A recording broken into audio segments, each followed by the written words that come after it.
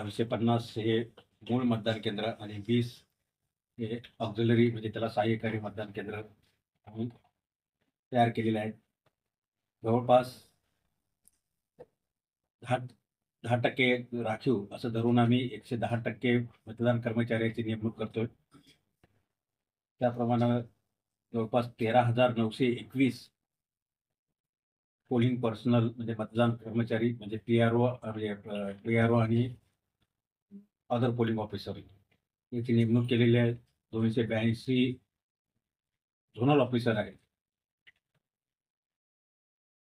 त्याचबरोबर जो आम्हाला लागणारा पोलीस बंदोबस्त आहे, एस पी साहेब आहेत आणि मीरा भाईंदर पोलीस कमिशनर अशा 2 पोलीस अथॉरिटी आहेत या लोकसभा मतदारसंघात आहेत. आणि त्यांनी त्यांच्या डिप्लॉयमेंट प्लॅन प्रमाणे जवळपास 9 CAPFच्या कंपन्या आलेल्या आहेत. स्ट्रॉंग रूमसाठी पण एक प्लॅटून आलेला आहे. जवळपास 4,479 हे टोटल पोलीस अधिकारी आणि त्यांचे कर्मचारी यांचा बंदोबस्त या निवडणुकीसाठी उपलब्ध होणार आहे.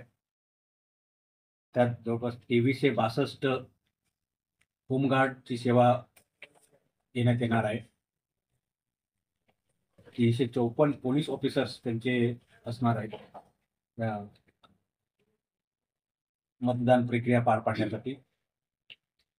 त्या पोलीस बंदोबस्ताबद्दल थोडं एस पी साहेब थोड्या नंतर सांगतील.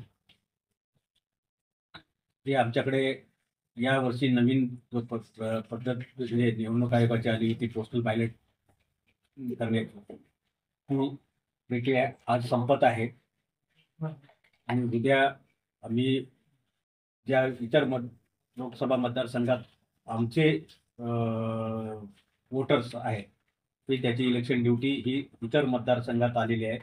त्यांनी त्यांच्या फॅसिलिटी सेंटरला वोटिंग केले ते आम्ही उद्या घेऊन येणार आणि आमचे इथले मतदार आणि तिथले मतदार आणि इकडे पोलिंग ड्युटी आलेले आहेत त्यांचे पण आमच्या इथं वोटिंग झालेले आहे ते पण एक्सचेंज होणार आहे.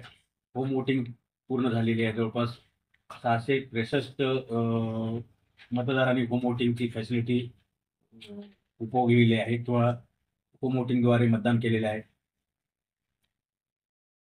त्याचबरोबर इसेन्शियल सर्व्हिसच्या ज्या होत्या म्हणजे विशेषतः पोलीस कर्मचारी जे होते की जे ड्युटीला आहेत त्यांनी या पोस्टल बॅलेट पेपरद्वारे इथे आम्ही खाली फॅसिलिटी सेंटर जे तयार केलं होतं त्याच्यामध्ये केले त्यांनी रिक्वायरमेंट दिलेली आहे त्याची पण आम्ही व्यवस्था करणार आहोत. कुणी व्हॉलेंटियर मागितलेले आहे. काही जण त्याची ने आणण्यासाठी आम्हाला व्हेकलची व्यवस्था करावा असं सांगितलेलं आहे.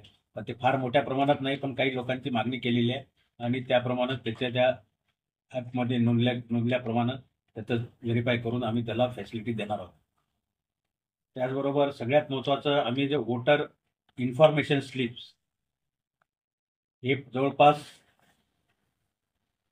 87% वाटप केलेले आहे असे आमच्याकडचा रिपोर्ट आहे. अजूनही आमचं काम चालू आहे. काही मतदार कामानिमित्त बाहेर असल्यामुळे भेटले नसतील किंवा काही बाहेरगावी गेले असण्याची शक्यता आहे. परंतु आम्ही आमचा हा 100% मतदारापर्यंत पोहोचण्याचा आज आणि उद्या या 2 दिवसात पूर्ण प्रयत्न राहणार आहे.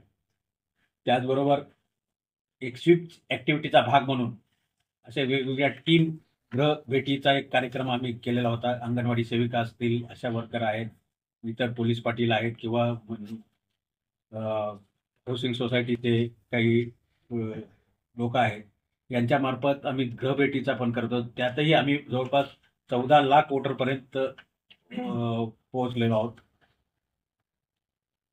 की ह्या गृहभेटीमध्ये पण त्यांना अवेअरनेस केलेला आहे. त्याचबरोबर आमचा सोशल मीडिया तो मार्फत जवळपास 40 लाख आम्हाला व्ह्यूज आलेले आहेत. म्हणजे अशा ह्या अनेक माध्यमातून आम्ही मतदारापर्यंत पोहोचण्याचा प्रयत्न केलेला आहे वेगवेगळ्या स्वीप ॲक्टिव्हिटीतून. तरी मला आपल्याला विनंती आहे आपल्या माध्यमातून आपल्या मतदान केंद्रावर निश्चितच की मतदाराला योग्य रीतीने सन्मानाने मतदान करता यावं अशी वातावरण निर्मिती आम्ही करण्याचा प्रयत्न म्हणजे केलेला आहे आणि निश्चितच आमचा प्रयत्न ह्या मतदाराला उपयोगी पडेल असं मला वाटतं. वोटर हेल्पलाईन ॲप आहे, त्याचबरोबर आमचा कंट्रोल रूम मधला नंबर आणि दुसरा नाही दुसरा तोही नंबर द्या आपल्याला, आता यांना देऊ आपण.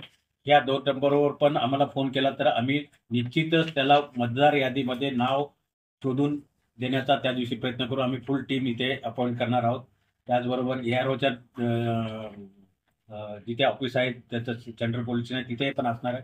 आमच्या सेंट्रल इथल्या कंट्रोल रूम मधून पण कोणी जरी फोन केला तर त्याचं मतदारामध्ये, कारण त्या सगळ्यात त्या दिवशीचा महत्वाचा आम्हाला चॅलेंज जो असतो की माझं मतदार यादीमध्ये नाव नाही, त्या मतदार यादीमध्ये माझं नाव